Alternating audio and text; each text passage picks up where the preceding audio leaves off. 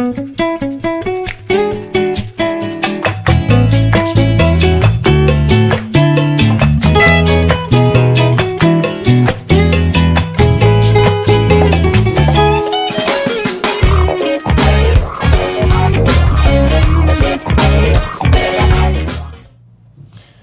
problématique de manque d'emploi chez les jeunes Congolais au sortir des universités est un fléau qui est en train justement de battre son plein dans la ville-province de Kinshasa.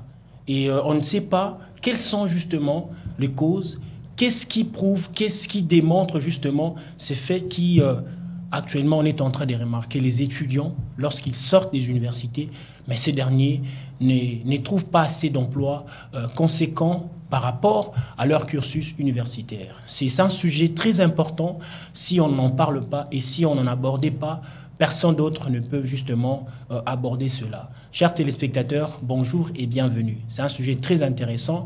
Je vais essayer justement d'analyser cela, comme je l'ai dit, sur l'éditorial. Ici, sur votre émission, l'éditorial, nous analysons, nous proposons aussi des solutions qui, justement, peuvent aider notre population ou encore l'État congolais à trouver des solutions adéquates. Et ces sujets, je vais le partager ou nous allons l'analyser ensemble avec mes deux invités. Il s'agit bien de Dielevé plutôt Moulebo, qui est étudiant en master premier, justement, à l'Institut facultaire des sciences de l'information et de la communication, IFASIC, mais aussi vous êtes journaliste à International News. Bonjour et bienvenue. Bonjour, monsieur les journalistes. En tout cas, je suis très content d'avoir accepté mon invitation sur ce plateau.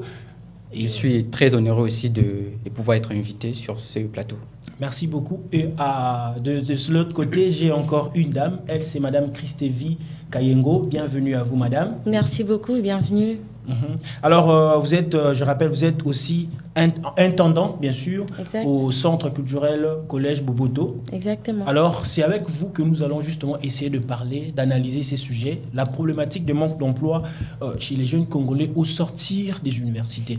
Et si je peux commencer, Monsieur Dielevé Moulebo, comment voyez-vous cette problématique de manque d'emploi chez les jeunes qui sortent fraîchement des universités? En tout cas, c'est dommage, c'est vraiment malheureux parce qu'aujourd'hui, on considère l'université comme une institution en fait qui ne fait que produire les chômeurs. Vous voyez un peu. En tout cas, c'est vraiment dommage. C'est un sujet très capital à aborder ici. Je pense qu'on donnera des solutions. Et voilà, on va demander aussi aux jeunes et aux autorités en fait de prendre les choses en main au sérieux pour pouvoir pallier cette situation. Vous avez dit ici tantôt que cette problématique, c'est vraiment pathétique. Mais on constate aussi une certaine responsabilité du côté des étudiants, en même temps de l'État congolais. Alors, qu'est-ce que vous êtes parce que vous êtes aussi étudiant, mais en même temps, vous travaillez déjà. Alors, comment avez-vous effectué cette mutation-là entre les études et la vie professionnelle? En tout cas, je pense que déjà, j'aimerais dire ceci, déjà, globalement, j'aimerais d'abord parler de ces deux aspects. Parce que, vous voyez, il est sans doute que l'État ne produit, en fait, ne crée plus les nouveaux emplois. Alors, les P d'emplois qui existent sont en fait occupés par levier. Alors, voilà. Et aussi, il faut faire en sorte que nous puissions nous inculquer plutôt l'esprit de l'entrepreneuriat, l'esprit de la créativité, l'esprit d'initiative. Voilà pour ce que je peux dire en gros sur cette question. Madame Christévi, alors comment voyez-vous justement cette problématique du manque d'emploi? Parce que actuellement, le jeune Congolais, un jeune qui se bat dans sa vie académique, mais au sortir de cette vie, il ne trouve pas assez d'emploi qui peut justement justifier tous ces durs labeurs passés pendant le cursus universitaire. Comment voyez-vous cette problématique? Merci beaucoup. Déjà, j'aime le sujet, la problématique dont on parle, parce que je pense que ça va permettre à beaucoup d'étudiants de mieux s'en sortir. Alors, partant de la cause qui crée le taux de chômage à la jeunesse d'aujourd'hui. Je dirais que c'est la forte croissance de la population estudiantine, mais seulement non compétitive. Pourquoi? Parce que nous allons remarquer ensemble que les étudiants qui sortent de l'université sont tellement nombreux, mais ils ne sont pas compétitifs. Et aussi, j'aimerais ajouter quelque chose, c'est le manque d'initiative, de l'entrepreneuriat. Chez beaucoup d'étudiants, nous allons remarquer qu'aujourd'hui, les étudiants se fient à des futilités à la place de se lancer réellement à la vie professionnelle. Nous allons remarquer, sans doute, nous allons essayer un peu de prendre un petit exemple du TikTok, bien que c'est seulement pas dans un mauvais sens que nous allons en parler, mais aussi c'est une cause qui ramène beaucoup de notre jeunesse au punch, si je pouvais bien le dire ainsi. Pourquoi je dis ça? C'est parce que la jeunesse se fie maintenant à des futilités. On n'a pas le sens d'initiative. On n'initie pas. Il y a peu de jeunes qui ont ce sens d'initier, d'innover.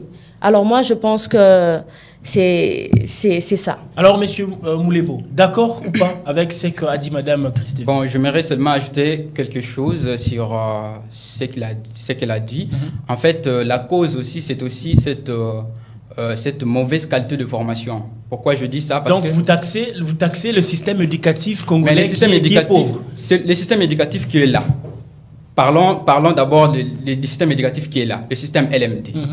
C'est un système qui est trop exigeant. Vous voyez, est-ce que nous avons d'abord, notre pays a le moyen de mettre, d'appliquer au mieux ces systèmes? Est-ce que ces systèmes collent avec nos réalités socio-économiques? Donc, vous n'êtes pas d'accord concernant ce système qui a été instauré par... Je ne suis pas d'accord concernant ce système qui vient d'être instauré. C'est vrai que ça a été instauré depuis la nuit du temps, sous d'autres essiers, et ils ont pris le temps de faire asseoir, de bien l'organiser pour aller ou emboîter le pas vers un meilleur résultat. Vous voyez un peu? Et maintenant, chez nous, c'est comme ça, c'est brisqué, comme si c'est brisqué, et on n'a pas les moyens. Et vous voyez d'abord ici, avec les étudiants d'aujourd'hui, qui ne se mêlent pas trop dans le recherche. Mais ce système veut à ce que l'étudiant soit l'acteur principal et que le maître soit seulement le facilitateur. Alors on se pose la question, si aujourd'hui on demandait à ces étudiants-là justement d'être le maître de leur, on peut dire, je peux me permettre, le maître de leur propre destin, et ces étudiants qui n'ont pas cette conscience, des consciences, je peux dire, positives, des consciences qui sont actives, alors comment procéder justement? Parce qu'actuellement, le Congo, on a besoin de jeunes qui doivent assumer des responsabilités dans le système. Ce qu'il faut faire, il faut refonder notre système éducatif. C'est-à-dire mettre en place... Refonder, commencer par quoi? Refonder, commencer par, d'ailleurs, les enseignements. Vous voyez un peu avec les enseignements qu'on nous donne, il faut mettre aussi une bonne dose de l'entrepreneuriat. Vous voyez un peu. Faire en sorte que les étudiants puissent dire, c'est-à-dire qu'il y ait pris le verbe dire, mais qu'il y ait plutôt le verbe faire. Vous voyez un peu, il faut qu'il y ait le verbe faire. C'est ça, ils doivent vraiment revoir l'enseignement, refonder, pas renouveler, parce que renouveler, on a renouvelé, on était dans l'ancien système, on a renouvelé, on a maintenant le système LMD qui ne colle pas toujours avec nos réalités socio-économiques. Et voilà, il faudrait qu'il y ait en fait un système, c'est-à-dire, c'est pourquoi je parle de la refondation, un système bien assis qui peut en fait accepter de vivre avec nos réalités socio-économiques. Madame Christevi, nous remarquons une flambée des étudiants. Une flambée des étudiants qui naissent comme si c'était des champignons. Okay. Vous l'avez dit ici tantôt qu'on remarque chaque année nos universités produisent que des étudiants demandeurs d'emploi que faiseurs d'emploi. Okay. Alors, comment voyez-vous ce tableau qui peint justement dans toute son entièreté l'aspect production des étudiants qui sont demandeurs d'emploi et de l'autre côté l'aspect absence totale d'emploi dans notre pays? Merci beaucoup, Monsieur Herbie. Alors, j'aimerais dire un une petite chose, mais qui sera beaucoup trop bénéfique. Alors, c'est quoi la problématique du manque d'emploi? Je pense que la jeunesse n'est vraiment pas trop encouragée. Alors, si on encourage l'entreprise par les jeunes, si on adopte les systèmes éducatifs par rapport à notre société, et si également on met la politique, on bafoue la politique d'austérité et investir encore dans la formation, je pense que la jeunesse va s'en sortir. Aussi assurer à la jeunesse le logement, c'est-à-dire, qu'est-ce que je veux dire par là? C'est assurer une bonne formation à la jeunesse. Ça permettra à ce que la jeunesse se retrouve. Déjà encourager la jeunesse, pourquoi ça? Parce qu'on va remarquer ensemble qu'il y a beaucoup de nos jeunes qui ont l'idée, qui ont les initiatives, qui veulent créer des entreprises, mais seulement il manque de soutien. Est-ce qu'on peut dire que c'est une part des responsabilités de l'État congolais qui, justement, ne permet pas comme il faut à ces jeunes, justement, de pouvoir être financés dans leur projet entrepreneurial? Ben, les auteurs, je parlerai de deux personnes. Je parlerai de la jeunesse elle-même et je parlerai également du gouvernement. Pourquoi la jeunesse? Parce que la jeunesse, il y a une sagesse qui dit si tu m'apprends, si tu me donnes le poisson, je mangerai et j'aurai faim. Mais si tu m'apprends à pêcher, je n'aurai plus jamais faim. Qu'est-ce que ça veut réellement dire? C'est que la jeunesse doit elle-même avoir la conscience d'initier, d'innover. Donc, vous voulez dire que les jeunes Congolais ne sont pas innovateurs? Sur 100%, il y a 30% seulement. Je pourrais dire que c'est trop. Qui ont la conscience d'initier quelque chose, d'innover. Mais d'autre part, je vois les autorités et les gouvernements. Pourquoi ça? Parce qu'il y a les vieux loups, les vieux intelligents, qui se disent que, voilà, nous on est là depuis longtemps, qui gardent cette chaise pour eux. Et pourtant, on doit laisser la chance aussi à la jeunesse. Parce que nous allons remarquer ensemble que parmi beaucoup de jeunes, il y a aussi quelques jeunes qui peuvent mieux se défendre. Mais on s'est dit, il faut qu'on se le dise, messieurs, dames. Ici au Congo, selon les vieux, ils disent toujours que le jeune ont cette tendance-là en tête d'être toujours très jeune, même dans le domaine de la vie professionnelle. Donc, ils ne pensent pas vraiment laisser la place à ce jeune parce que ces jeunes sont vraiment jeunes sur le plan, je peux dire, littéral. Sur le plan littéral. Voilà, donc vous êtes jeune, on comprend que vous êtes vraiment jeune, donc osa elengue, qui elengue na yozolando partout. Donc, si on t'est donné, par exemple, d'assumer ou assurer des responsabilités importantes dans la société ou dans les entreprises, on a peur parce qu'on sait que tu es encore jeune. Alors, qu'est-ce que vous direz par rapport à cette problématique-là? Vous ne voyez pas que ceux vieux ont raison de pouvoir dire que le jeune ne mérite pas? Je dirais qu'on ne peut pas analyser une chose, on ne peut pas examiner une personne par rapport à son apparence. Parce qu'on peut se fier à l'apparence, mais la personne est plus compétente. Mais on connaît tous. On peut travailler avec le P là. On peut travailler avec le P de jeunes. Parce qu'ils ont besoin. On connaît tous la capacité des jeunes Congolais, les jeunes Quinois en particulier. Oui. Ils se livrent plus dans des futilités, dans des histoires qui aboutissent. C'est très compliqué. Alors, personnellement, je ne vois pas l'apport que peut justement apporter cette jeunesse dans le vrai développement de ce pays, dans le domaine de l'emploi. Eh bien, ces vieux peuvent se dire, non, vous, restez là, nous, on va seulement, vous serez là pour nous donner seulement de voix et nous soutenir, mais nous, on restera toujours là sur nos chaises. Non, oui, on ne refuse pas que ces vieux-là, ce sont des bibliothèques. Hein. Ce sont des bibliothèques, ils ont la sagesse, ils ont également l'expérience, vous voyez un peu. Bon, ça sera aussi un peu difficile pour qu'ils puissent quitter, et du coup, comme ça, sur la scène. Vous voyez un peu. Donc, du coup, nous, jeunes, nous devons maintenant prendre les choses au sérieux, c'est-à-dire mettre nos cerveaux, nos énergies dans la formation. Parce que c'est en apprenant qu'on devient compétent, parce que personne n'est né brillant. On les devient. C'est-à-dire, nous pouvons remplacer ce vieux-là. Mais aussi, le gros problème est au niveau de l'État.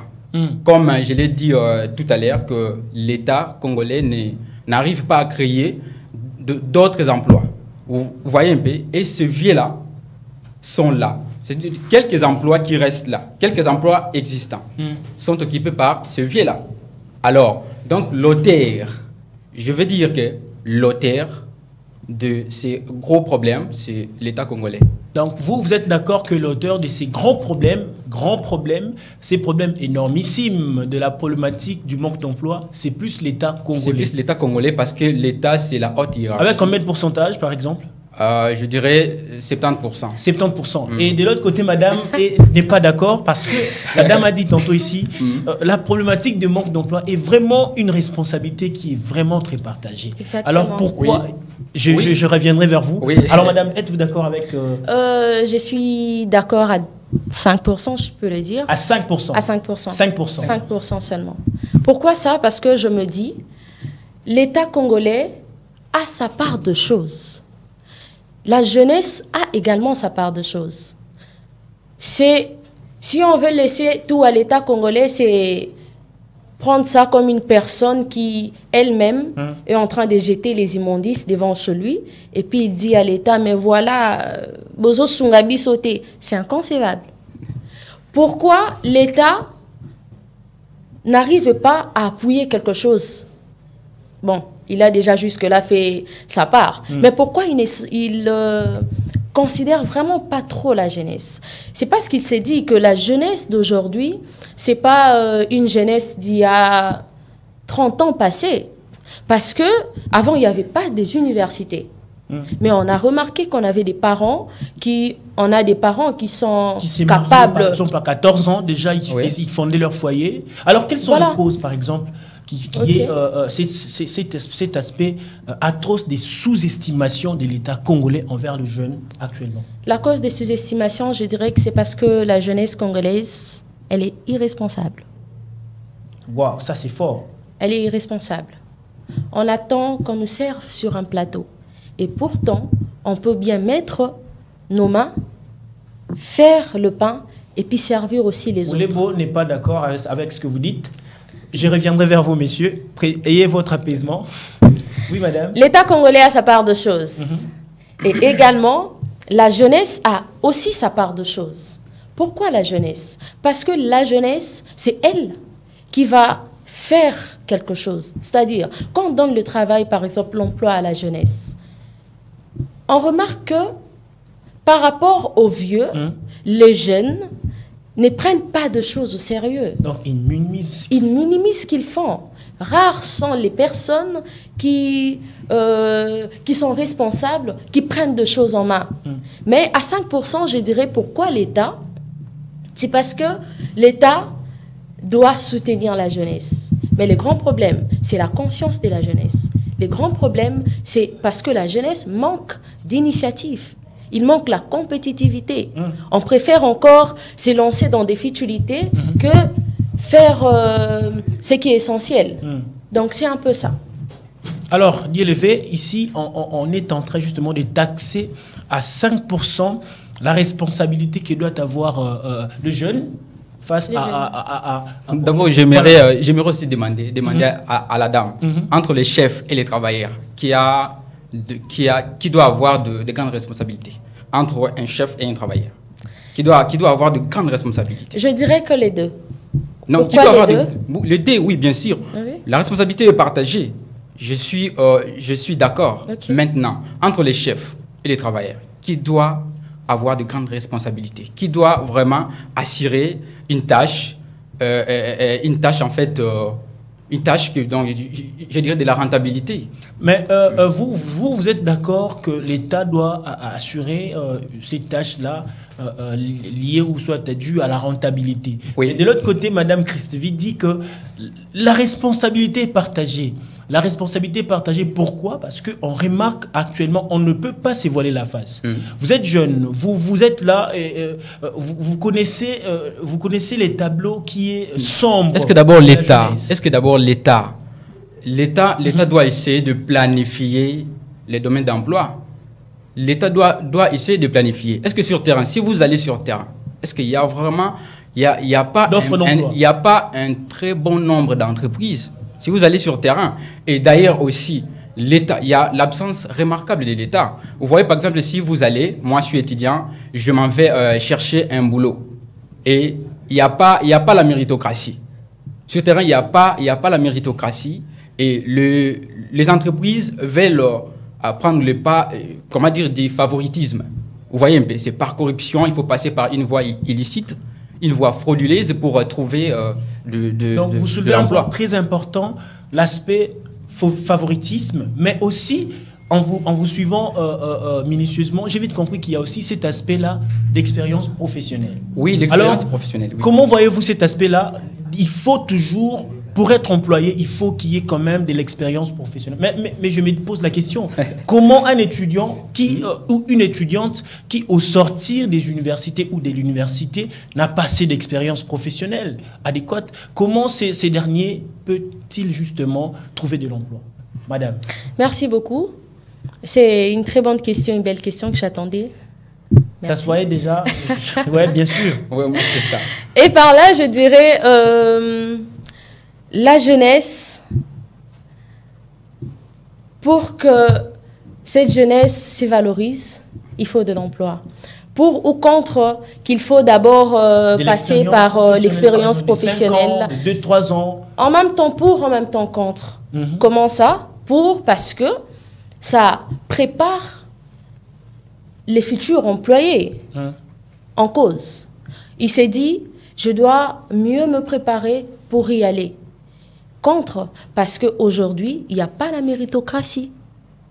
C'est-à-dire, on commence à privilégier plus nos connaissances. Il n'y a pas la méritocratie. Je peux commencer par passer le test et puis être embauché. Mais on voit, ce qu'on remarque sur terrain, c'est que l'embauche par normalité comme ça est devenue vraiment difficile.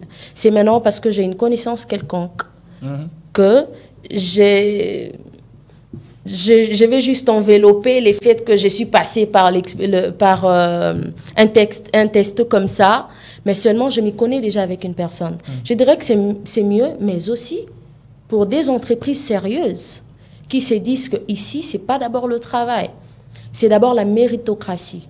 Pourquoi? Parce qu'une personne qui vient normalement, il passe son test, on voit que cette personne est compétente. Mais si la personne ne vient que parce que je m'y connais avec le DG, je m'y connais avec quelques personnes, je dis que c'est un risque aussi pour cette entreprise. Pourquoi? Parce qu'on remarque aujourd'hui ensemble qu'il y a des chaises élevées, mais pas de compétences. Pourquoi? Parce qu'il y a le favoritisme. Donc, c'est un peu ça. Alors, voilà, je parlerai du même pied que madame. Vous voyez un peu, je suis maintenant... Là, cette fois-ci, vous êtes du même pied. Oui, du même pied. À cette question, vraiment, je suis dans le mi-figue, mi-raisin, c'est-à-dire que ni pour, ni contre. Okay. Je suis à moitié d'accord avec l'expérience professionnelle. L'expérience professionnelle, c'est posséder beaucoup de connaissances, en fait. Vous voyez un peu. Des connaissances qui sont purement pratiques. Mais un étudiant qui, au sortir des universités, n'a pas ces connaissances pratiques. Voilà, j'arrive. Comment être embauché? J'arrive. D'ailleurs, je ne peux pas être tout à fait d'accord, mais je suis à moitié d'accord. C'est-à-dire quoi? L'expérience professionnelle. Quelqu'un qui possède l'expérience professionnelle sait comment percer pour faire évoluer les choses. Nous ne pouvons pas être contre ça tout simplement comme ça, parce que c'est une pratique qui a vu les jours depuis la nuit du temps, et c'est une monnaie courante, c'est une habitude, c'est dans le monde entier, et voilà. Mais cette pratique aussi, c'est ce qui empêche les étudiants qui viennent fraîchement de l'université de trouver les emplois ou d'être embauchés quelque part. Là, vraiment, on doit encore revoir. Je ne sais pas quelle pratique on peut encore mettre en place pour que les choses marchent. Je crois qu'on va trouver une solution à l'amiable, voyez-vous, pour qu'on ait quand même une conclusion sérieuse qui peut justement permettre même à l'État congolais de pouvoir revoir un peu cet aspect-là d'emploi ou d'embauche des jeunes qui sortent fraîchement des universités. Exactement. Mais vous avez parlé de l'aspect sortir de l'université avec aucune expérience professionnelle. Comment s'y prendre dans le marché d'emploi? Seulement, il faut avoir la compétence. C'est-à-dire, quelle compétence? La compétence pratique? La compétence pratique. C'est-à-dire d'abord, parlant de la compétence, on doit d'abord avoir la théorie parce qu'on passe par la théorie. Bien évidemment, pour arriver. une personne qui sort de l'université n'a pas encore travaillé comme il faut, Oui. mais comment mettre en exergue justement cette connaissance que vous appelez, que vous taxez des pratiques? Oui, mais c'est ça, il faut seulement avoir, comme je l'ai dit tout à l'heure, il faut seulement avoir la compétence.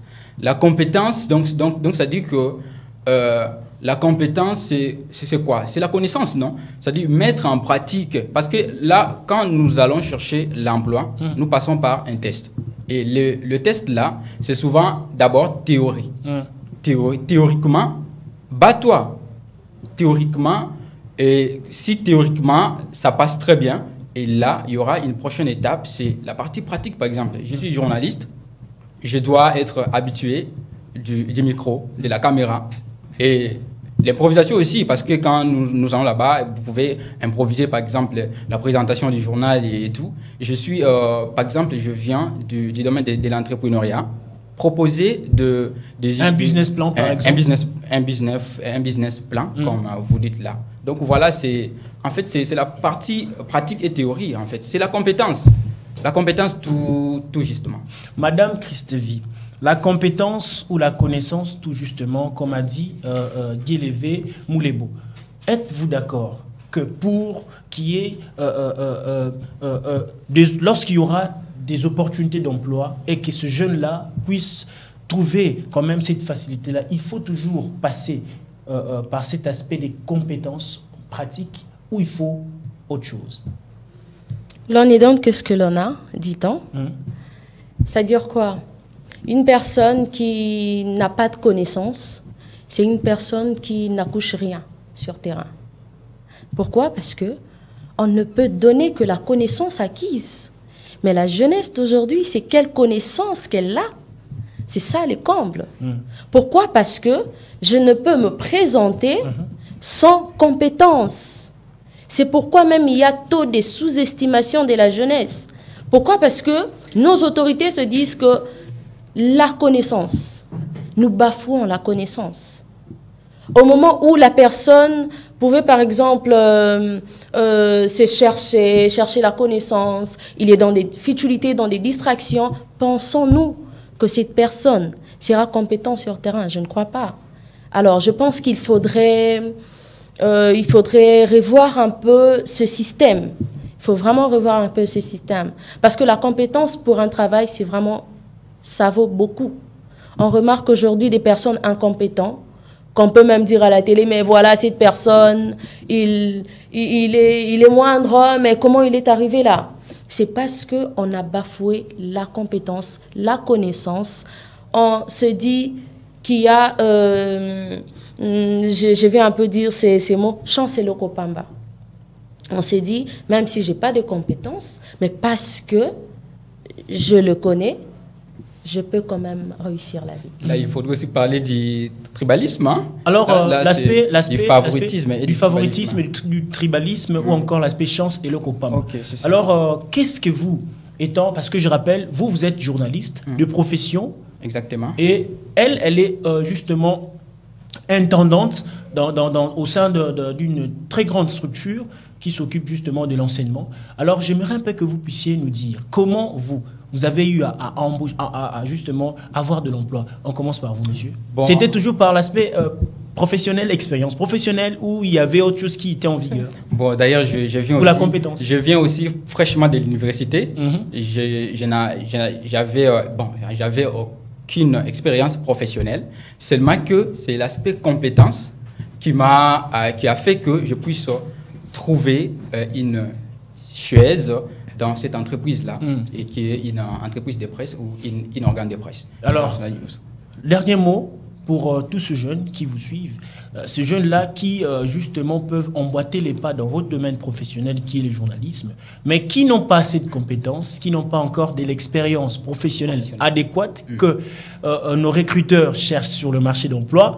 Ces jeunes-là vous regardent. Alors, quel est le message que vous passerez à ces jeunes, mais aussi à l'État congolais?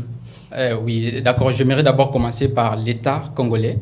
je dirais qu'ici, on voit que l'État, tout est approuvé que l'État est incapable de créer en fait de nouveaux emplois. Alors, les jeunes congolais ou les étudiants congolais ne doivent pas attendre l'aide de ces derniers.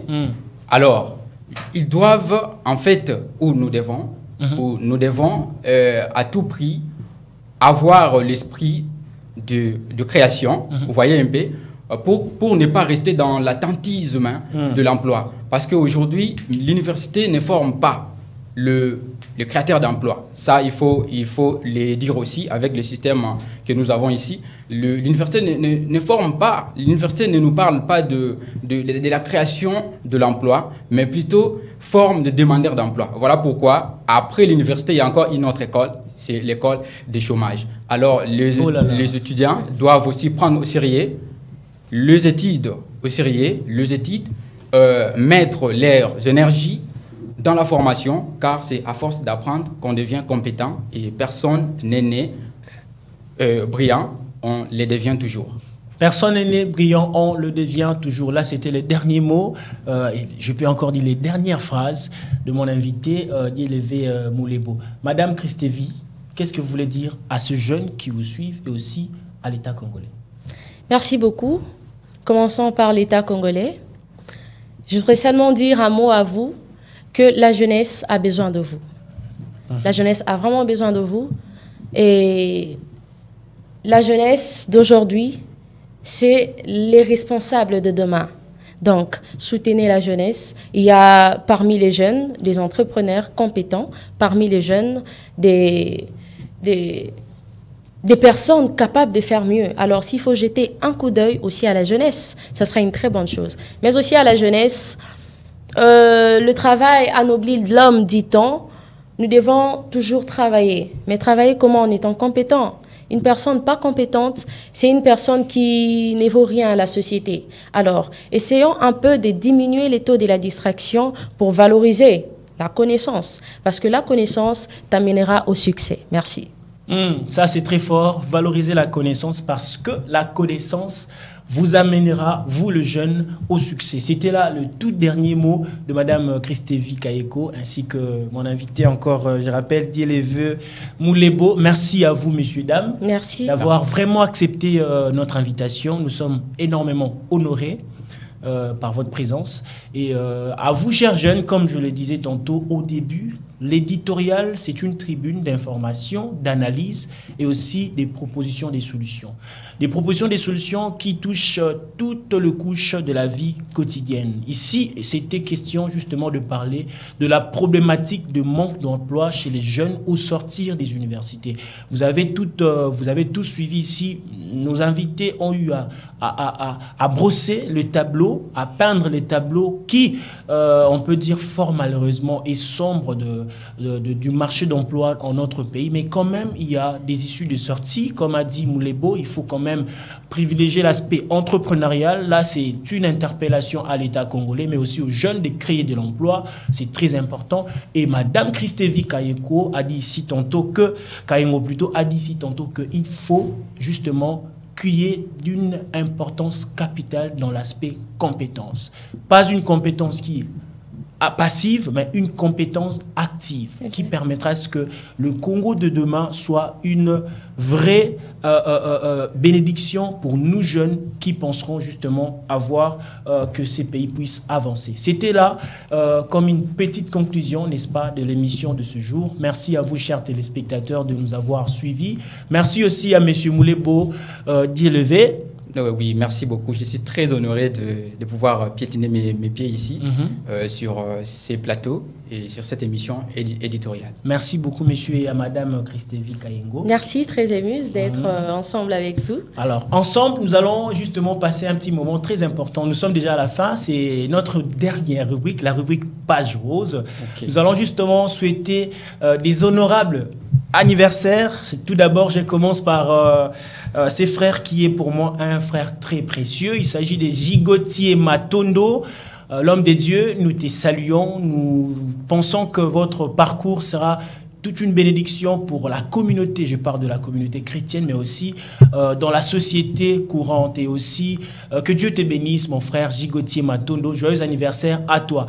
Et aussi, un heureux et honorable anniversaire. Là, je vois à Madame Kadette Mbie de la part de Messieurs Boss, le patron Papi Aliko, et à Madame Picheline et aussi Maravilla Rikezia qui souhaite un heureux et honorable anniversaire à vous, Madame Kadette Mbie. On t'aime énormément et prospérez, avancez dans tout ce que vous allez faire. J'espère que le temps préserve ou réserve encore des très bonnes choses pour votre vie, Madame Kadette Mbie. Et aussi pour finir, n'est-ce pas, et nous souhaitons aussi un heureux et honorable anniversaire à RM, la ravissante Manda.